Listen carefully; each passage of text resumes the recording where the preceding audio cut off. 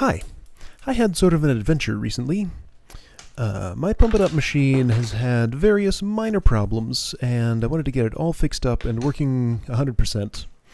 One of the things that's been bugging me since I got it is that 3 of the panel lights didn't work. On the player 2 side, the center, down left, and down right panels just did not light up. Now, I tried a bunch of different things to figure out why that was happening. I isolated the problem to the I/O board that's in each pad. It's under this top panel here, which I'm taking off now. So there's a circuit board that controls the lights and how the sensors communicate with the machine and all that stuff. And I tried swapping the player 1 and player 2 sides of it, and the problem came along with the board, so I knew that was what was going wrong. The lights themselves are good, all the wires are fine, it's just the circuit board. So this metal cover comes off, and underneath you can see all the connections to the cabinet and the panels. So that's what the circuit board looks like. So there's something wrong with this. I have a voltmeter here. I tried various diagnostic techniques. I talked to a few people online. Their first suspect was the DM7406 chip there, which is a 4.8. Oh, what the heck even is it? I'm measuring some live voltage here. So there's like 5 volt and 12 volt lines in this thing. The 5 volt line goes to the sensors, and the 12 volt line powers the lights. So the purpose of most of this circuitry in here is to switch between 5 volts and 12 volts. So basically, like, the 5 volt line can control the 12 volt going to the sensor lights. Whoa. So I just discovered something there as I'm trying to get some voltage measurements. I accidentally shorted 2 pins on the chip that I was testing, and one of the lights that wasn't working came on. I'll get to that a little bit more later. Off 4.8 and 0. One of the pins is 5 volt, the other one is 0. 0. When I'm pressing the panel, it's the opposite, and the live one is 12 volts. So yeah, got some vaguely useful measurements there. Talked to a few people about them. Anyway, yeah, their suspects were that chip there and the opto-isolators in the upper right there. That's on. So those are my prime suspects.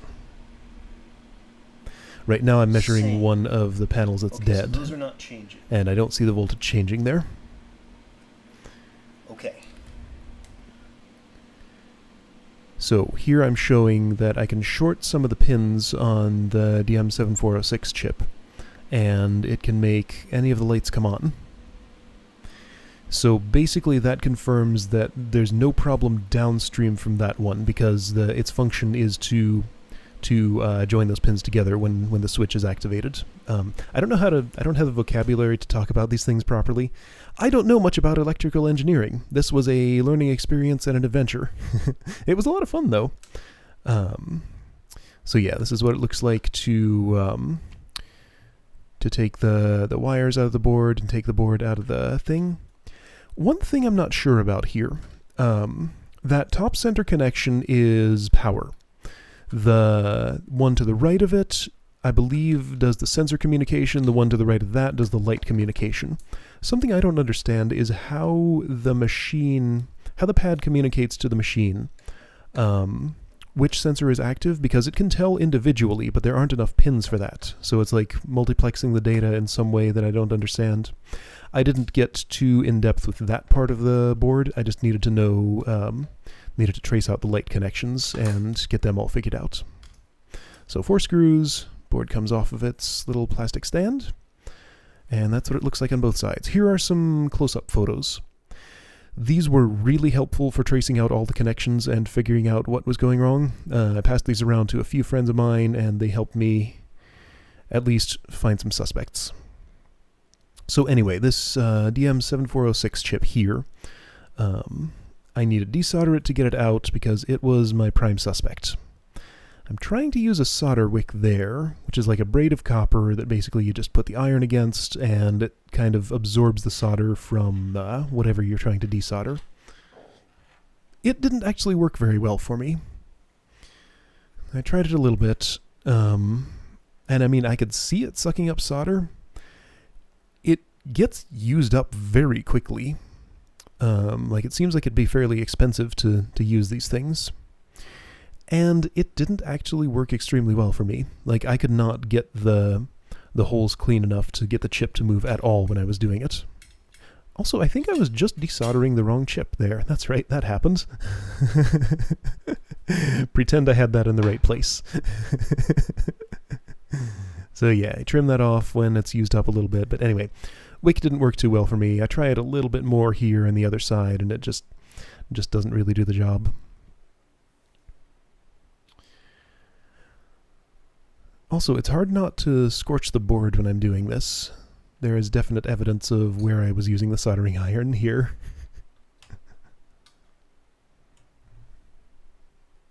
Anyway, yeah, so what I'm trying to do is get those connections cleared out, get the solder out of them so I can remove the chip. I bought a replacement for it. The DM7406 is obsoleted, and I believe SN7406 something is the replacement that I got. It works the same way. It's the same size and everything. So I'm trying to get some assistance from a screwdriver there to get the pins to move and stuff. It's very easy to slip, and I was trying to be very careful not to gouge the board with the screwdriver blade.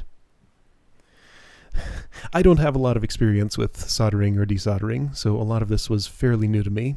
I've done it a little bit, but it's always been a super frustrating experience that never has gone too well for me. So I watched a bunch of stuff, just tried to figure out what I needed, got the appropriate tools, and I'm finally having kind of an okay time with it. So, solder wick did not do the job at all. I have this solder sucker tool, though, that actually worked a whole lot better. So you put it close to the iron, heat up the pin with the iron, and suck the solder out of the socket.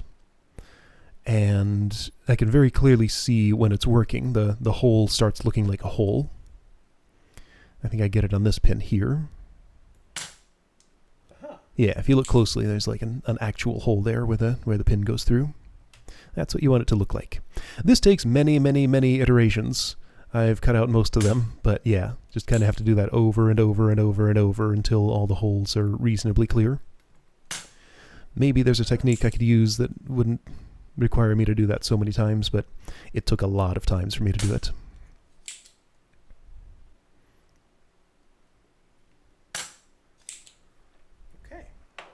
Okay, so once those are reasonably clear, I'll make another attempt at getting the chip out.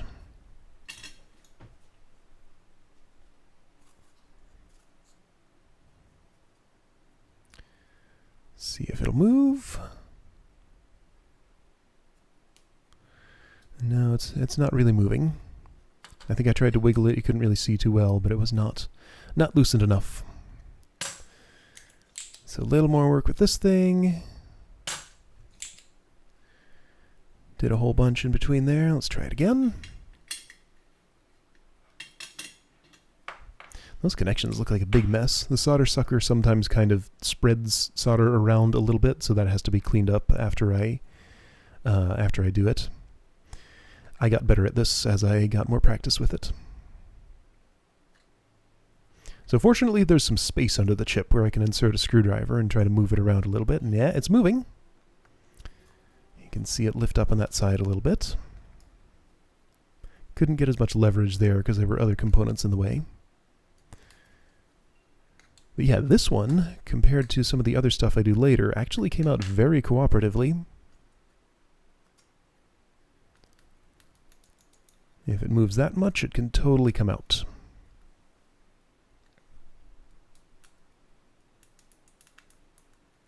Yes. Just a little bit of wiggling, and out it comes. Okay. So that socket is where I'll be putting the replacement chip, and hoping that that will fix my problem.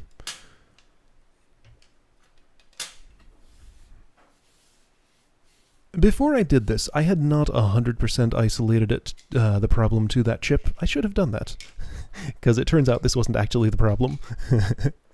But I replaced it anyway. Thought it might be. So that's the new chip. The pins are kind of sticking out in a way that makes it not exactly fit into the socket the way that is. I try to sort of slot it in and bend it into place, but that doesn't really work exactly. So I figure out I'm going to have to pre-bend them somehow.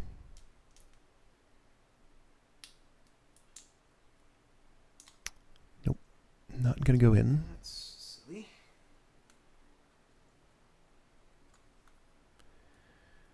And I have it partially inserted, so I have to kind of wrangle it back out. Anyway, so those have to bend. I think of doing this, but then that doesn't make any sense, because that's not the right angle. So I just kind of put it against the table and bend it a little bit like that.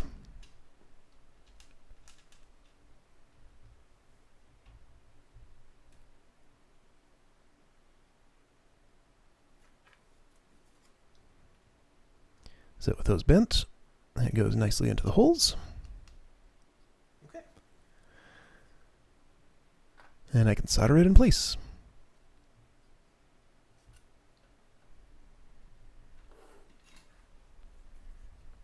So soldering, much quicker and easier than desoldering. And I finally got a quality soldering iron. It turns out a lot of my frustration before was having an iron that just did not get hot enough. When I got a replacement, it really made a huge difference.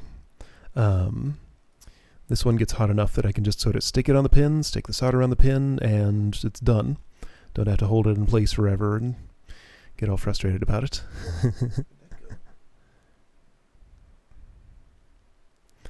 So yeah, once I get into the flow of this, it actually goes pretty quick. You just go down the line, solder each one, no time at all. Some of the stuff that I looked up, soldering guides and stuff, implied I might have actually been going a little bit too quick here. They recommended holding the iron on the pin for a little bit longer than what I do here. I didn't really want to do that because, as I said, the board gets a little bit scorched when I'm working with it like this. I wanted to keep the iron away from it as much as I could, because it just kind of looks bad to have it all melted. I figure if I do that enough, I could maybe damage it enough to actually cause problems. I don't know. Like, maybe the iron's too hot, maybe I'm just taking too long with this. I still have a lot to learn about this.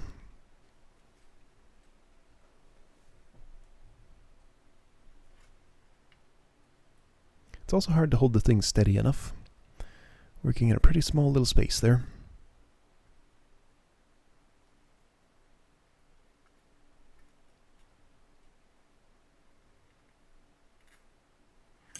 So, got that all soldered. Should be good to go. Okay.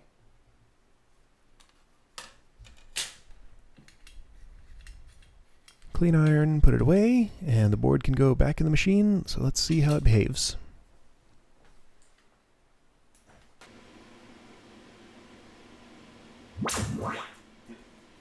So what you want to see is that other center panel flashing. That means my change has not worked. Now you saw that up left panel light up, so I haven't completely broken it. Go to the input test so I can see all the lights. And basically it behaves the same as it did before. I didn't make it any worse, but I also did not fix it with this change. Well, I didn't break it. It's no better and no worse. No better, no worse, yep. So up left and up right light up, center, down left and down right still do not. So that chip was not the problem. Next suspect was the opto-isolator there in the upper right of the board. That was the other thing that's part of the chain of events that lights up the broken panels. That was suspicious. Once again, I had not fully isolated the problem to that chip before I started doing this, but I figured I might as well just try replacing it and see what happens. Hope that it fixes the problem. So work at it with a solder sucker for a while. Pretty much same process as the other one. It goes slightly differently though.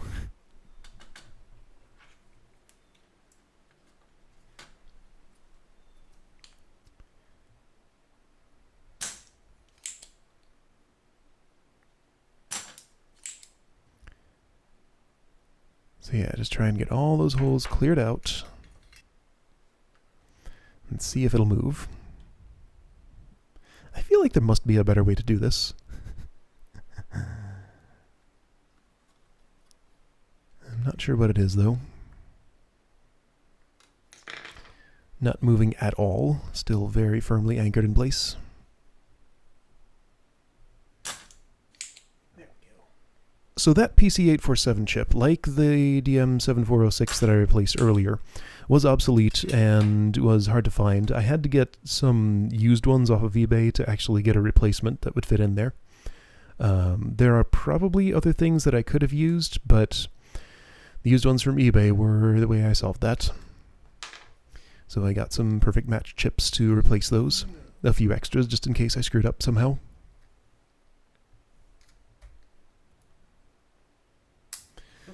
So I hear it move, but then after a moment I realize that I actually broke the thing. The pins are still stuck in the sockets, but the chip is moving. So I applied a little bit too much force to that one. Did not desolder it adequately enough. Yeah, so those are all just sort of breaking off now. So that chip is ruined. Good thing I had plenty of replacements. However, that's kind of okay. If I don't care about the chip that I'm taking out, which, I mean, I didn't need to care about this one. I suspected that it was broken, and I had replacements all lined up, so I could have just sort of clipped off those pins and had an easier time with this. Desoldering pins is a fair bit easier than desoldering the entire chip intact. So now I have sockets with a bunch of pins in them, so those have to be desoldered. I was hoping I could just sort of heat them up and push them out with the soldering iron. That didn't exactly work. The iron has lights on them, which reflect off the board and make that look very bright.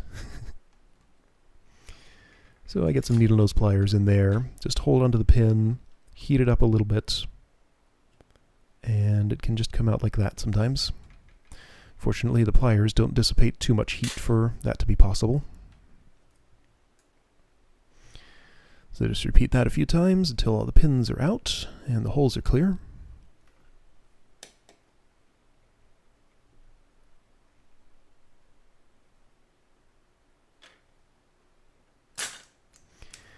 Suck them out so they're perfectly clean for the replacement to go in.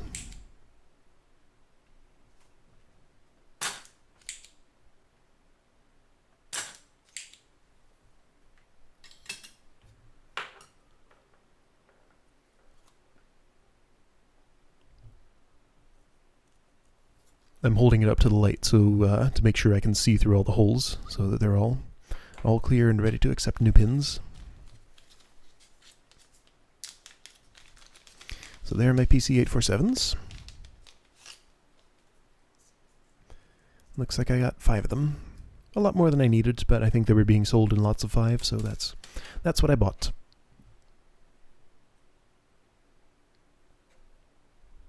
Once again, pins are bent. Need to be rebent to fit into the hole.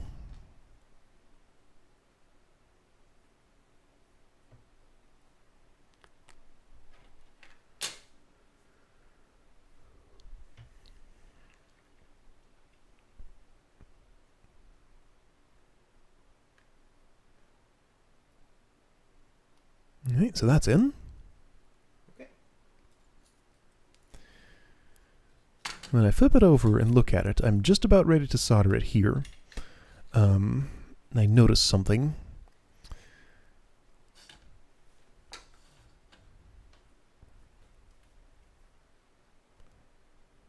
When the soldering iron light gets on it, I realize that there's a bunch of loose solder there left over from the solder sucker, because that thing can be just a little bit messy. So I want to take the chip back out and just gently use a fingernail to scrape off the little bits that are stuck on there, because like those could potentially bridge some of the pins when I don't want them to. I want to make sure I'm soldering onto a nice clean surface. So yeah, just take a little bit of time, clean those off. When the board gets scorched from the soldering iron, I notice that if I try to do this with my fingernail, I can kind of scrape off the top layer of it. That's what I did not want to happen. So I was trying to avoid doing that too much and just get the loose bits of solder off. This is why one of the main reasons I don't want to scorch the board when I'm doing this. Yeah, hopefully with some more soldering practice I'll figure out how not to do that. So that's reasonably cleaned off. Make sure that's in the right orientation. And that's ready to solder.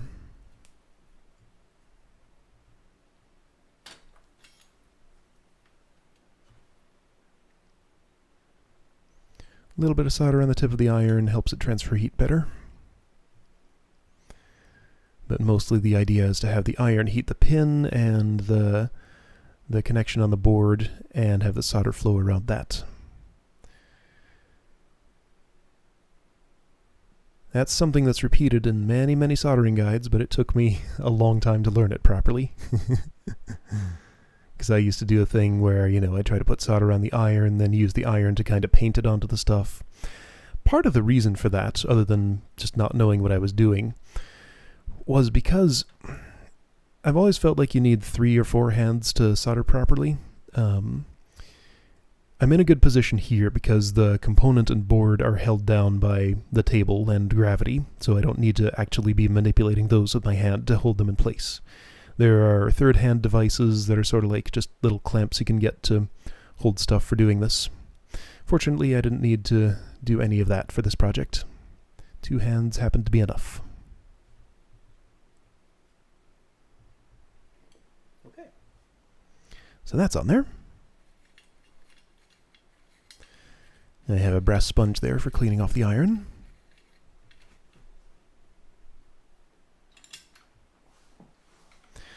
And that's ready to try again. Hopefully that chip was the problem. That's the second thing I replaced. And it was the other main suspect.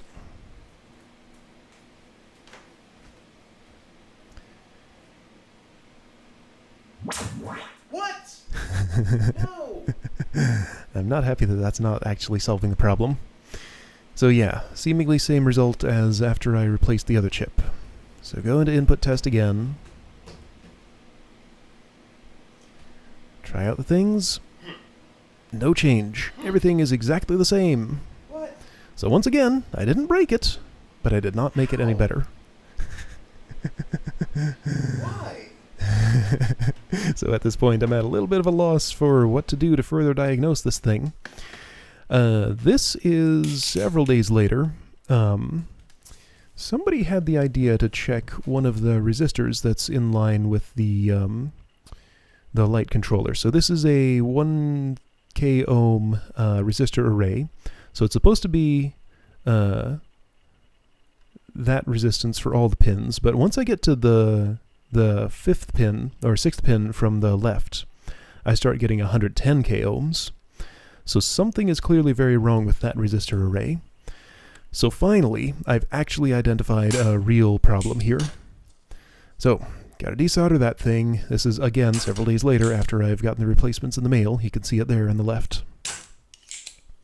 All the delays on this were very annoying when I had to wait for shipping for these components and things. It'd be nice if I had some sort of specialty electronics store around me where I could just go and get these things, but I do not.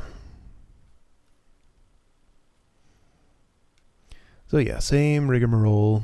Use solder sucker, try to wiggle it out of place. Bend the pins around with a screwdriver maybe. Try not to gouge the board. So once I get in here with pliers and start wiggling this thing around, once it's ready to come out, you can see it actually coming apart. So that thing was basically either it was actually split all the way through, or there was a serious fault in it that became a crack that the thing just came apart as I was desoldering it. That lined up exactly with the pins that had the much greater resistance on them. So that was the fault in the component. So half of it comes out, other half still needs a little bit more solder sucking and stuff.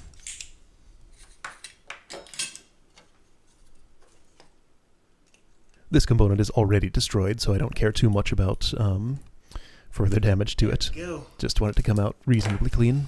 Okay. So, ready to accept its replacement. after I clear out the holes just a little bit better.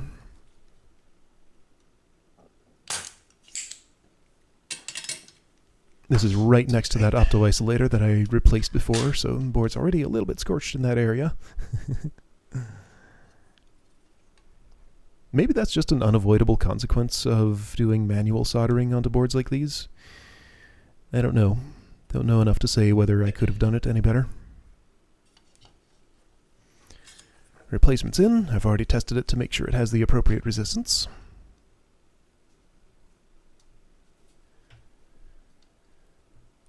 And just solder that in place, nice and quick.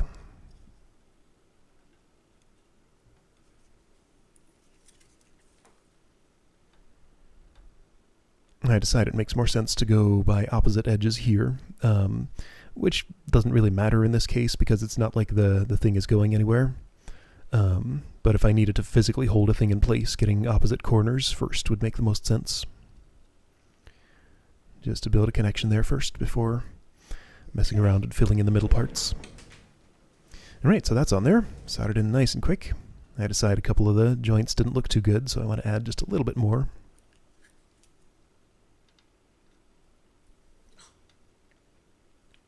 Sure.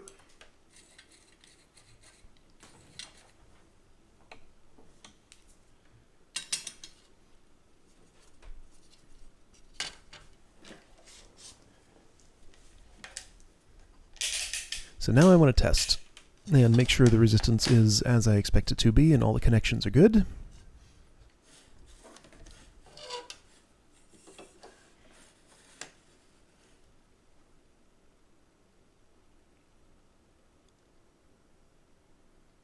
So that makes sense. Weirdly, for some of these connections, I get twice as much resistance as I was expecting. I don't really understand why.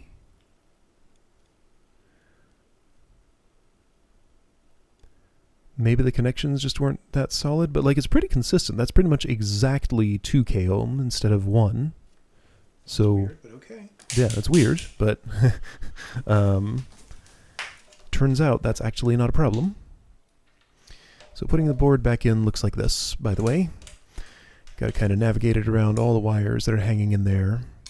There's a green ground wire there that screws into the corner with one of the screws, and the other 3 corners also have their screws. Basically just the reverse of what you saw earlier.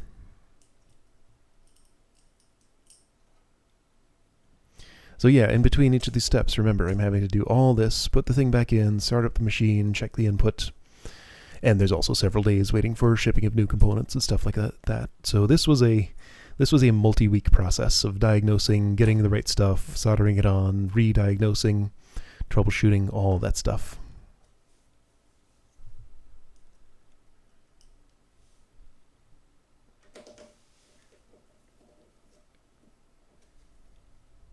I looked around for suppliers who would sell me replacement boards for this, and they are extremely hard to find. Now that I've actually fixed it, I'm finally in contact with somebody who will sell me one. I probably will go ahead and actually just buy a spare, because since this broke once, it'd be nice to have an extra one around so I don't have to go through this entire process again if I need to re-troubleshoot the thing. The board kind of flexes disconcertingly when I'm putting those connections in. I guess it's okay. I don't know if that's the sort of stress that might have caused the crack in the resistor array in the first place.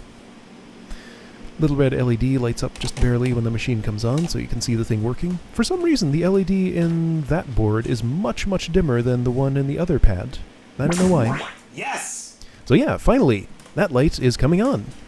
Things are looking pretty good. So input test. Yes. Yes. Yes. Uh-oh.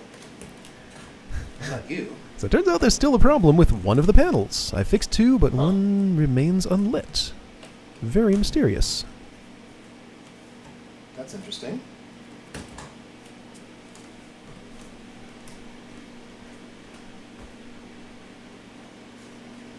So go back and get my multimeter again.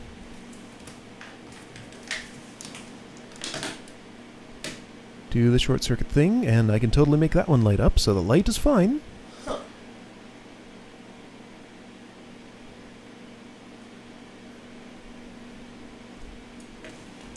So once again, I have a little bit of troubleshooting to do.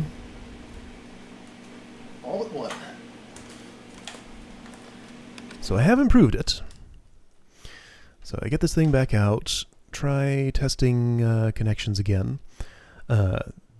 There's a particular connection that's supposed to be being made right there between the resistor array and the one pin of the opto-isolator.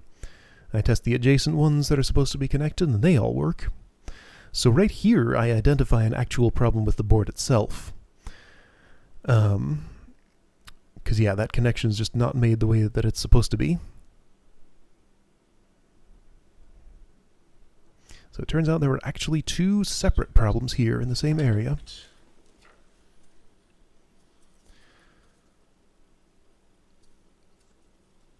So I hold the thing up to the light and look at the traces, and I can finally see what's going on. So I have a picture of it here. In the area sort of toward the center of the screen. Yeah, you see that trace there that's supposed to be connected to the resistor array and the pin there? There's just nothing inside it. It's much more transparent than the ones right next to it. So it's like the copper or whatever they put in there just was not filled in, or like came out when I don't know how this would have happened. I don't know enough about things that go wrong with circuit boards to know what happened there, but I do know that that connection just was not being made in the board itself. So I decide the most sensible thing to do here is just to take a piece of wire and make it into a jumper. So just directly connect those two pins on the bottom of the board. It's a little bit kludgy, but it'll certainly do the job, and I don't know how I would fix this any better. So yeah, just get a length of wire, figure out how I'm going to bend it over, strip off just a tiny little bit on the ends. It doesn't have to be much, because I'm just going to solder this in place. And it'll bridge the connection instead of the board.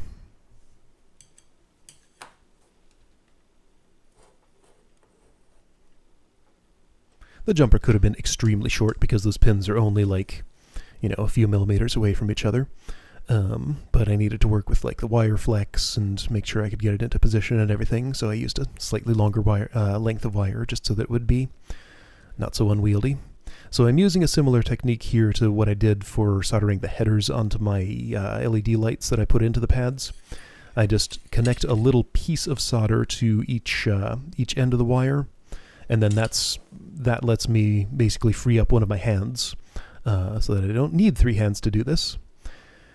Just that feeds the solder into the wire connection. I decide they're slightly too long, so I trim them down just a bit with the iron. Get the first one in place with pliers, because that thing gets uncomfortably hot if I hold it with bare hands. Okay. That's one connection. I have to deal with the wire bending for the other one.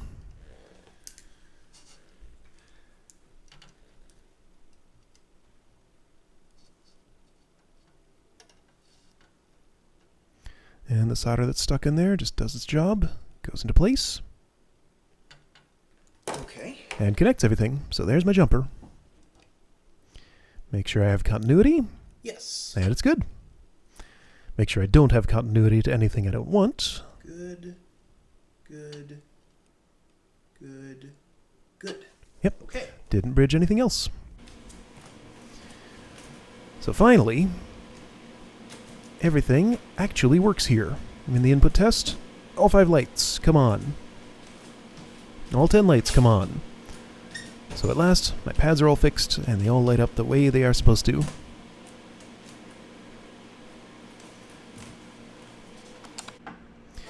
So really, this benefits viewers of my stream more than it does me, because it's not like I'm looking down at the pads much when I'm playing or anything. But you can see much more clearly what I'm stepping on now, and I like that. So I did a stream after this, or I played only double mode, just so I could get some good footage for this, basically.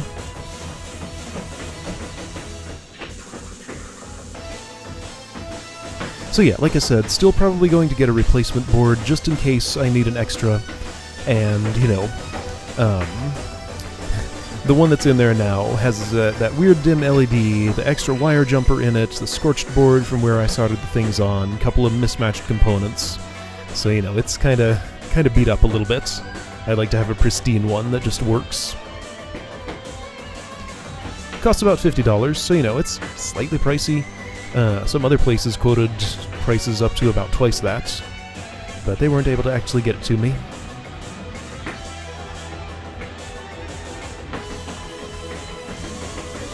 So yeah, this was one of the most major things that was still bothering me about this machine. I got it all cleaned up, I got the pads pretty much fixed up to 100% now. Got it upgraded to the version of the game that I wanted. So yeah, this is doing extremely well for me. Pretty much only minor stuff still to go.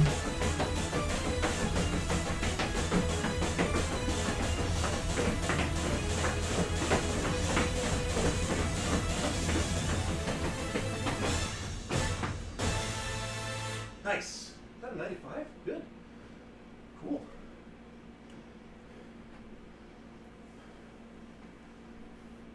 Everything lights up. That's what that's supposed to look like. Now, there is one minor annoyance now that I have that fixed. I didn't realize this would happen, but when I'm selecting a song on free play, if player 2 ever presses the center panel, they join in. So that thing is just blinking and saying, hey, press me, press me, press me, all the time. So I didn't really see that coming, but that happened. Anyway, totally worth it to have the thing fixed, and it's awesome. So yeah, I think that's pretty much all the maintenance done on the machine that I need to do. But if anything else major happens, I'll bring you back in for it.